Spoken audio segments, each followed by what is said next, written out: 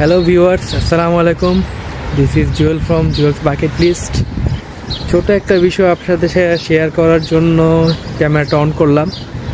এখন আমি আছি নিউ ইয়র্কের ভ্যালি স্ট্রিম নামক একটা জায়গায়।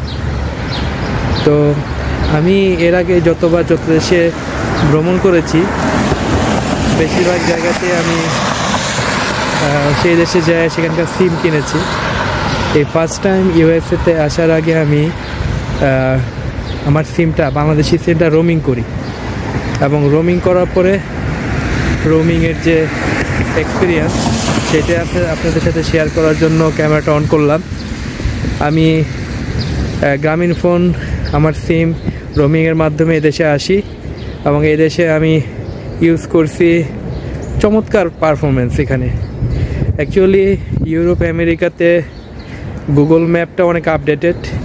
আপনি যখন এক প্লেস থেকে আরেক প্লেসে যাবেন, নিজে যদি অজানা জায়গায় যাইতে চান, গুগল ম্যাপে সার্চ দিলে আপনাকে ডিটেলস দিয়ে দিবে যে if you want to go there, first you have to walk for 5 minutes or 10 minutes. আপনাকে এরপরে সাবওয়েতে যেতে হবে বা এরপরে বাসে যেতে হবে, টোটাল কত সময় লাগবে, টোটাল কত টাকা লাগবে, সব কিছু ইন ডিটেলস দিয়ে দেওয়া। এবং ওভাবে দেখেও আপনি জেলে ঘুরে আসতে পারবেন কারো সাহায্য ছাড়া। সো বলা যায় যে রোমিংয়ের এক্সপিরিয়েন্সটা খুবই ভালো, এবং আমি বেশ মজা পাইছি। ইনশাআল্লাহ এরপর থেকে সবসময় রোমিং করে আমি এখানে আসব। অ্যাকচুয়ালি এখানে এসে যদি আপনি সিম কিনতেন, সেক্ষেত্রেও অনেক টাকা লাগে, প্রায় 10-12 বা $15 লাগে সিম কিনতে। সো রোমিং ইউজ করলে আপনি বাংলাদেশ থেকেও কিপ এন্ড টাচে থাকতে পারলেন।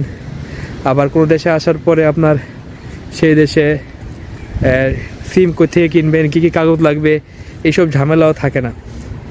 সো এটাই আমার এক্সপিরিয়েন্স। আপনারা যারা বিদেশে আসবেন, আপনারা আমার মতো পারলে আপনার সিমটা, যে কোনো কোম্পানির সিমটা, আপনি সেটা রোমিং করে আসবেন। আই থিঙ্ক আপনি ভালো সাপোর্ট পাবেন। এবার আমি গ্রামীণ ফোনের রোমিং অপশন চালু করে ইউএসএতে আসি, এবং সেই প্যাকেজে আমি কানাডাতে যেও আমি খুব ভালো পারফরমেন্স পাইছি, এবং আমি কানাডায় চলাচল করছি রোমিং ডাটা ইউজ করে, এবং খুব ভালো এক্সপিরিয়েন্স। তো এইটাই শেয়ার করার জন্য ফোন অন করলাম। ধন্যবাদ, সবাই ভালো থাকবেন।